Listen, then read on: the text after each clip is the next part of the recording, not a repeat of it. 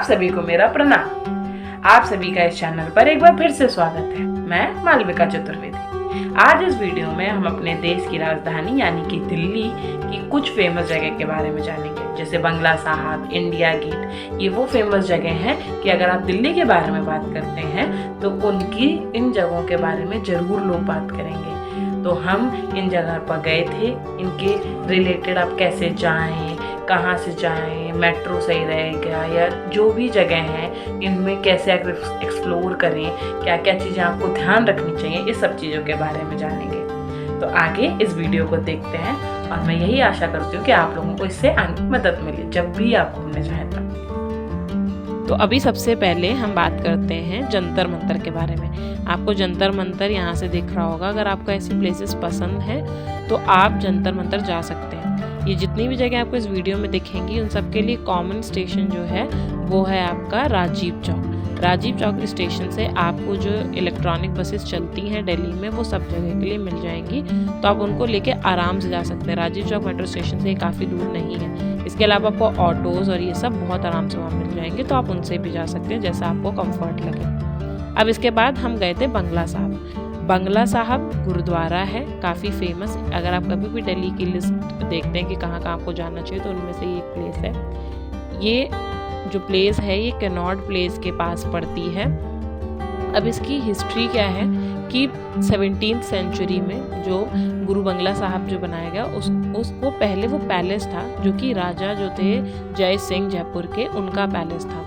उनका मुगल एम्परर जो औरंगजेब थे उनके यहाँ पे अच्छी खासी पोजीशन थी, तो इसीलिए उन्होंने ये पैलेस वहाँ पे बना के रखा था। इस टाइम जिस प्लेस को हम कैनॉट प्लेस बोलते हैं वो मुगल एम्परर के अंडर आता था और काफ़ी उस समय भी काफ़ी लैविश टाइप का था। इसीलिए फिर क्या हुआ कि जब जो यंग गुरु थे वहाँ के, गुरु हरकृष्ण जी जो कि 8th गुरु हैं सिखों के, वो वहाँ पर आए दिल्ली में 1964 में। उसी टाइम क्या हुआ कि एकदम से वहाँ पे कॉलरा और जो स्मॉल पॉक्स होते हैं ना वो पूरी सिटी में फैल गए। तो वहाँ पे उन्होंने गुरु ने सबकी बहुत हेल्प की, पुअर की या जो डिसीज़ जिनको हो गई थी, जिनको जो भी डिजीज़ थी, जो भी प्रॉब्लम्स थी उनको, वो पानी लेके आते थे बेल से, सबको देते थे और जितना जो कर सकते थे सब लोगों को करते थे। इस वजह से वो भी इन्फेक्ट हो गए और उस वजह से उनकी डेथ हो गई।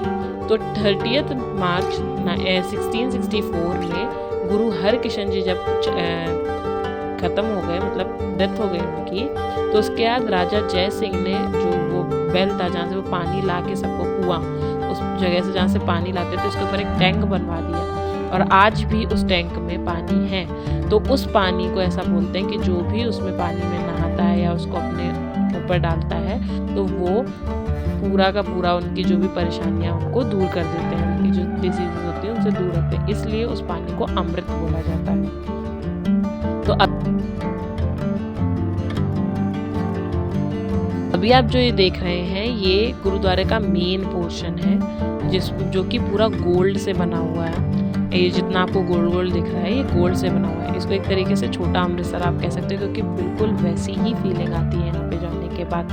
वैसे तो पूरे दिल्ली में अलग अलग 8 इम्पॉर्टेंट गुरुद्वारा बने हुए हैं जो कि सरदार बघेल सिंह द्वारा बनाए गए थे, जो उस समय पे मिलिट्री जनरल थे। तो उन्होंने 1783 के टाइम पे इन गुरुद्वारों का निर्माण कराया था।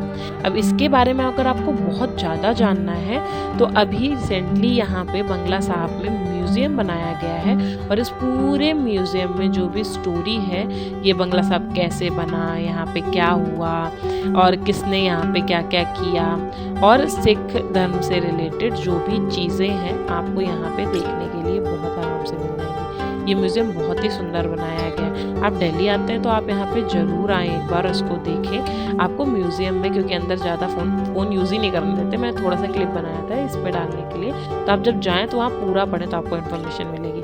अब जो आप ये टैंक देख रहे हैं इसी टैंक के बारे में, जो ये कुंड बनाया हुआ है इसी के बारे में बात कर रही थी, जो वेल के ऊपर, जो कुएं के ऊपर बनाया गया है। इसमें चारों तरफ परिसर में ये पूरा जो वाइट कलर का बना है और जो मेन गुरुद्वारा ऊपर वो गोल्डन कलर का बना हुआ है जो कि बहुत ही सुंदर लगता है। तो इस तरीके से अगर आप कभी भी जाते हैं तो आपको बंगला साहब में देखने के लिए मिल जाएगा। यहाँ लंगर चलता है परमानेंट, तो आप लंगर भी छक सकते हैं। इसके बाद अब दूसरी जगह जो आती है, जो कि बंगला साहब के पास ही पड़ती है, वो है हमारा India Gate. India Gate famous, बहुत फेमस है, क्योंकि सभी जानते हैं इसके बारे में।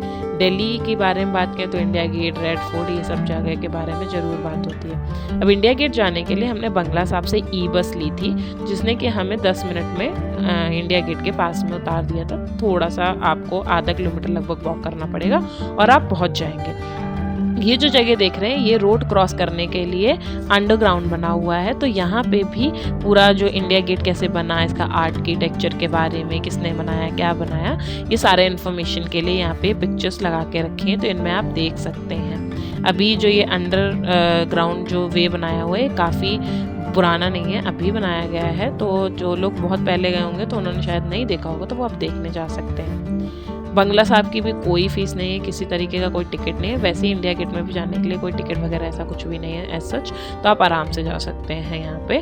तो इस तरीके से हम पासवे के साथ निकलते हुए वहाँ पे आगे गए थे। तो इस यहीं पे इंडिया गेट के पास में वॉर मेमोरियल भी है, जहाँ पे जो लोग वॉर में शहीद हुए थे तो उनके बारे में लिखा हुआ है। म्यूज़ियम भी है। रात हो गई थी हमें जाने में, तो इस वजह से हम उस दिन नहीं गए, पहले भी हम जा चुके हैं तो हमने वहाँ, तो आप वहाँ पे पहले एक्सप्लोर कर सकते हैं। इसके बाद हम रात में इसलिए गए थे क्योंकि इंडिया गेट में रात में जो लाइटनिंग होती है वो देखने के लिए बहुत सुंदर होती है, जिसको आप अभी देख सकते हैं।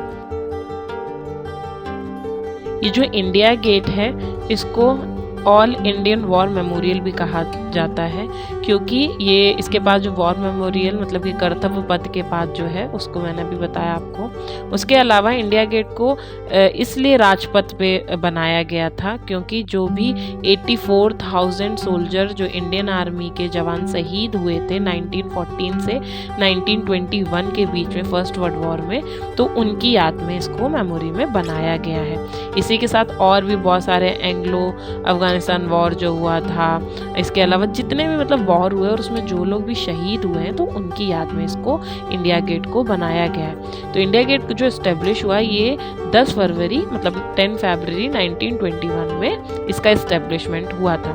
अब इसका जो डिज़ाइन है, ये जो इंडिया गेट जो मेमोरियल गेट पहले इसको बोला जाता है, उसको डिज़ाइन किया गया था, इसको sir Edwin Lutwin, I don't know नाम सही से ले रही हूँ कि मैं नहीं, पर उन्होंने ही इसको बनाया था। मतलब उन्होंने जो पूरा न्यू दिल्ली का आर्किटेक्चर है ना, वो भी उन्हीं ने बनाया था। और इसके अलावा जो इम्पीरियल वॉल ग्रेव कमीशन था, इसके भी मेंबर थे। तो इस तरीके से उनके द्वारा इसको डिज़ाइन किया गया।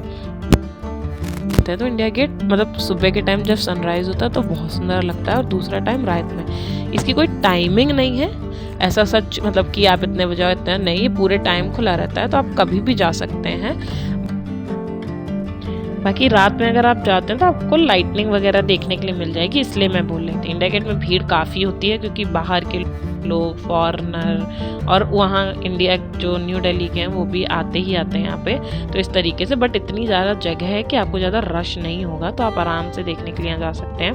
तो ये पूरा जो हमारा कर्तव्य पथ है या जो जो पथ बना हुआ है, इसी के बीचों बीच में बना है, तो ये दूर से देखने में बड़ा ही सुंदर लगता है। अब जो आप ये देख रहे हैं, हम जब बाहर निकले कैनॉट प्लेस पे, मतलब कि मेट्रो स्टेशन से बाहर, तो वहाँ पे कुछ इस तरीके से होता ही रहता है। आप अगर कैनॉट प्लेस जाते हैं ना, जो सीपी जिसे कहा जाता है, तो वहाँ पे इस तरीके का कुछ ना कुछ होता ही रहता है, पॉलिटिक्स से रिलेटेड, कहीं कुछ, तो वो भी आपको देखने के लिए मिल जाएगा। तो आप वहाँ पे जब भी जाएँ तो आप इस तरीके की चीज़ों को एक्सप्लोर कर सकते हैं।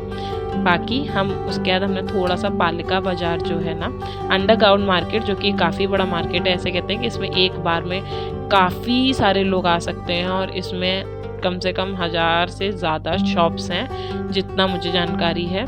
और ये बॉयज़ के लिए आप मान सकते हैं सरोजनी, क्योंकि यहाँ पे बॉयज़ का स्टफ़ काफ़ी अच्छा मिलता है। स्टफ़ सारे ही मिलते हैं, पर बॉयज़ के लिए भी काफ़ी अच्छा स्टफ़ मिलता है पालिका बाज़ार में। तो कभी और अगर मैं जाऊँगी तो पूरा डेडिकेटेड वीडियो इस मार्केट के लिए बनाऊँगी, लेकिन इसमें हम गए थे, हमने कुछ चीज़ें जो भी एक्सप्लोर हमें लेनी थी या देखनी थी, तो वो करने के लिए।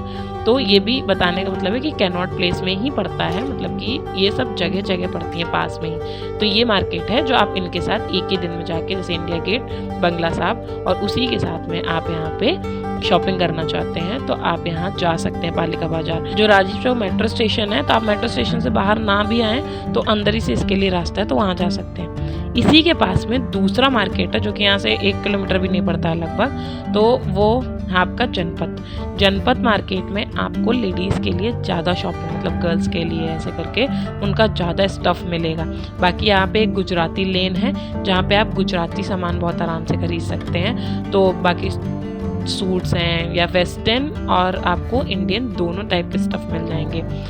ज्वेलरीज होती हैं जैसे, और उसी के साथ आप ये देख रहे हैं ना कॉपर के जो बर्तन होते हैं ना, पूजा वगैरह के लिए यूज़ करते हैं जो लोग, भगवान जी की मूर्तियां हैं, इसका भी एक स्टॉल यहाँ पे लगता है, रोज़ ही लगता है। तो वो भी आप देखने के लिए, आराम से लेने के लिए जा सकते हैं। तो ऐसा कोई मतलब ये नहीं कि पर्टिकुलरली यही मिलेगा, इस टाइप का कुछ नहीं है, आपको बहुत सारी अलग अलग चीज़ें भी मिल सकती हैं यहाँ पे। आपको फुटवेयर, पर्स, क्लॉथिंग और आपको होम एसेंशियल्स, होम डेकोरेशन के लिए ज्वेलरी, आपको और भी इस टाइप का बहुत सारी चीज़ें मिल जाएंगी।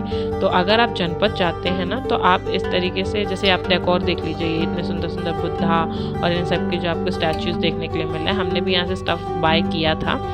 तो आप सभी को ये वीडियो कैसी लगी ये कमेंट सेक्शन में बताएं। इस चैनल को सब्सक्राइब करें, लोगों के साथ शेयर करें, बेल आइकन को प्रेस करें, और जिससे कि आपको जो भी हमारी नई वीडियो आए उसके बारे में पता चले। तब तक सभी को प्रणाम, राधे राधे, हर हर महादेव।